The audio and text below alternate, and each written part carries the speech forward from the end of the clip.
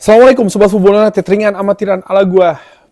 Burnley 2, Manchester United 2 di pertandingan yang sebelum pertandingan itu dilakukan, gua berharap benar Manchester United bisa menang, terutama setelah perubahan yang dilakukan oleh manajemen Manchester United. Gua berharap perubahan tersebut benar-benar membawa penyegaran dan juga perubahan bagi skuad Manchester United sehingga mereka bisa bermain lebih baik, mereka pun juga bisa mendapatkan kemenangan. Dan kalau melihat dari pergantian manajer Manchester United beberapa kali yang mereka lakukan sebelumnya, biasanya ketika manajer interim itu hadir ataupun head coach interim ya, Manchester United bisa bermain lebih baik dan Manchester United bisa mendapatkan kemenangan. Tapi gue singgung di preview bahwa kali ini pergantian Ruben Amorim ke Darren Fletcher, pemecatan Ruben Amorim itu bukan karena performa, menurut gue ya, alasan terbesarnya bukan karena performa dari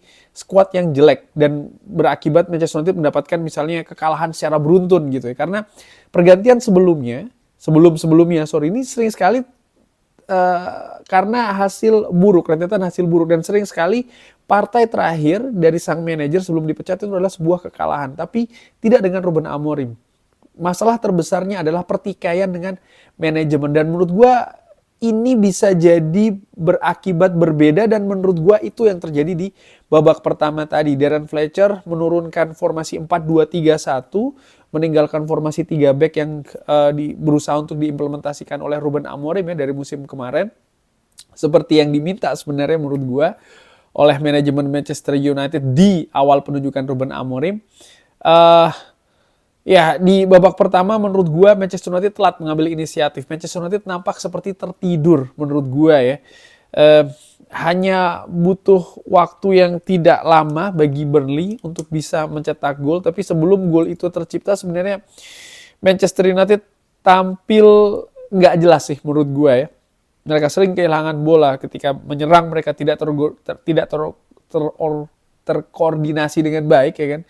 Lalu dalam bertahan pun juga demikian, sampai akhirnya di menit ke-13 ada sebuah gol bunuh diri dari Eden Hazard yang membawa Burnley unggul duluan dan membawa Manchester United tertinggal.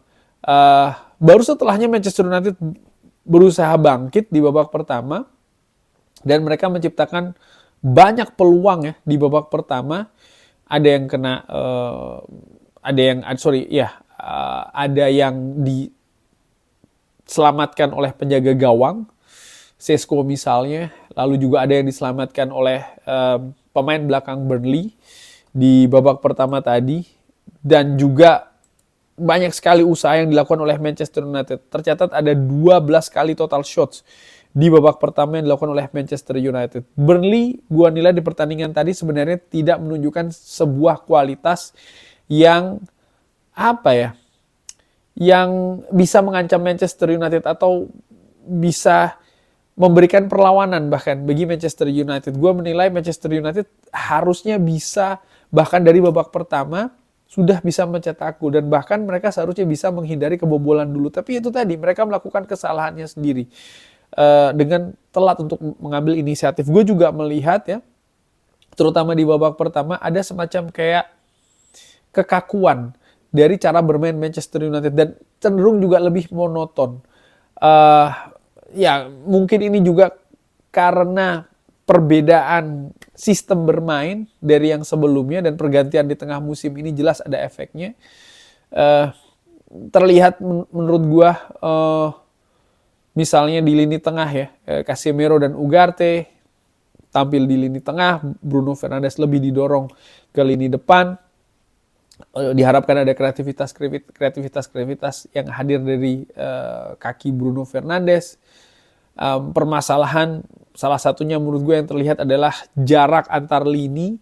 Mungkin ini juga karena yaitu tadi ya, sistem yang baru lagi. Memang kayaknya ini tinggal balik lagi ke sebelumnya, tapi menurut gue tidak semudah itu karena skuad Manchester United sudah melalui sekian waktu proses ya kan dari musim lalu, dan ketika mereka ya menurut gue tampil dengan hasil yang buruk, tapi mereka pun juga sangat berusaha. Ada sebuah tempaan ya yang dilakukan oleh pelatih pada saat itu. Dan ketika balik lagi ke sistem yang sebelumnya, ya ini kan seperti kayak menurut gua dan juga banyak sobat Football United di kolom komentar mengatakan bahwa ini seperti kayak kembali lagi dari nol, dan itu juga yang gua lihat. Baru di babak kedua, setelah situasi yang terjadi di babak pertama, ada beberapa perubahan yang dilakukan oleh Darren Fletcher. Misalnya Matheus Cunha yang di babak pertama ditempatkan lebih ke sayap kanan, Dorgu di kiri. Matheus Cunha agak didorong ke depan, lebih ke tengah, katakanlah seperti itu, lebih ke tengah, dan ini membawa perubahan yang cukup signifikan. Oh ya, Cunha sendiri menurut gue ya semenjak direkrut dari Wolves untuk Manchester United musim ini, seingat gue baru kali ini dia ditempatkan di sisi sebelah kanan. Biasanya dia di sisi sebelah kiri atau di depan ya kan. Tapi ya ini menurut gue konsekuensi dengan adanya pergantian sistem bermain, pergantian manajer yang terjadi juga, ataupun head coach, apapun itulah. Dan di babak pertama memang terlihat memang ada adaptasi dari keadaan skuad di atas lapangan. Permainan pun juga terlihat, seperti gue katakan ya, kaku dan juga monoton. Memang ada juga tidak bisa dipungkiri bahwa di babak pertama setelah Manchester United tertinggal, lalu sekitar 20 menit sebelum selesai babak pertama, Manchester United menekan, menyerang terus, dan ada faktor ketidakberuntungan juga sih. Misalnya save dari Dubravka yang luar biasa, lalu juga bagaimana lini belakang dari Burnley yang memang lebih mengambil sikap menumpuk di lini belakang, finishing dari Manchester United mungkin yang kurang tajam. Ada kombinasi lah di antara hal-hal tersebut. Jadi tidak melulu karena Manchester United tampil buruk di babak pertama, gue pikir tidak demikian, ataupun juga lini depan tidak tajam, enggak juga ya, karena ada beberapa faktor, misalnya yaitu tadi ketidakberuntungan. Tapi di babak kedua Manchester United dengan cepat menurut gue ya bisa balik unggul 2-1, bahkan ya dalam 15 menit sudah bisa membalikkan keadaan melalui Benjamin Sesko, melalui assist dari Bruno Fernandes dan juga Patrick Dorgu. Dan bukan itu saja, bukan hanya Manchester United yang mencetak 2 gol di 15 menit. Gue menilai, ataupun juga gue saksikan, Manchester United sangat dominan di babak kedua. Mereka bukan hanya mencetak 2 gol, mereka sangat dominan, mereka menguasai permainan. Bahkan ada harapan Manchester United bisa mencetak gol ketiga. Dan kalau itu dilakukan, menurut gue, that's killing the game ya. Itu menyelesaikan pertandingan ini. Dan Manchester United punya benar peluang untuk melakukan hal itu. Sampai ada pergantian menurut gue yang dilakukan oleh Darren Fletcher. 1 menit setelah Benjamin Sesko mencetak gol kedua, Bruno Fernandes digantikan Mason Mount dan Eden Hazard digantikan oleh Leny Yoro. Dan setelahnya Manchester United menurun kualitasnya menurut gue. Pertanyaan besar lagi nih, kenapa Bruno Fernandes diganti? Kemungkinan besar ya karena situasi fisiknya. Tapi itu juga menjadi tanda tanya. Benar apakah Bruno Fernandes tidak siap untuk bermain 90 menit? Atau memang ini situasi teknis? Gua nggak tahu.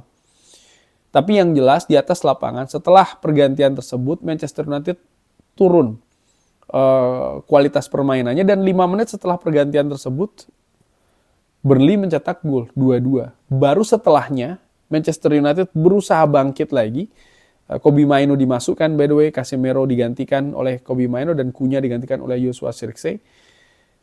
Dan di sisa pertandingan, gua menilai Manchester United balik lagi seperti di babak pertama. Mereka menguasai, tapi mereka monoton. Di gol yang diciptakan oleh Sesko dan juga dua gol yang diciptakan oleh Sesko, artinya assist yang diberikan oleh Dorgu dan juga Bruno Fernandes. Ada permainan yang tidak monoton, tidak hanya mengandalkan crossing dari samping. Berani pemain untuk mencoba membuka lini pertahanan Burnley dari lini tengah pertahanan mereka ya. Ada kombinasi-kombinasi yang dilakukan, tentu saja butuh kualitas di sana. Dan setelah pergantian dilakukan, Manchester United balik lagi monoton, menyerang dari samping. Mereka beberapa kali sebenarnya gue nilai mereka ingin melakukan serangan dari titik tengah pertahanan Burnley, tapi kualitasnya tidak cukup baik di sana. Sehingga sekali lagi walaupun menguasai, Manchester United gagal mencetak gol ketiga. Secara total Manchester United sebenarnya tampil sangat dominan ya. 30 total shots Manchester United. 30. Bisa mencetak hanya bisa mencetak 2 gol. Sementara Burnley hanya 7.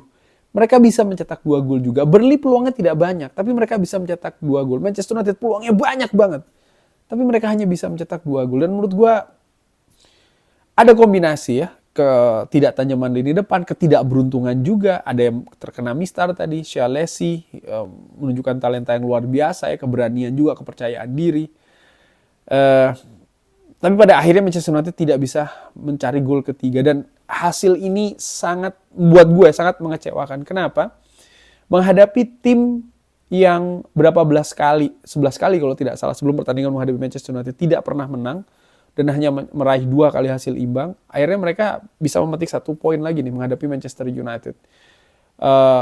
Burnley berada di 2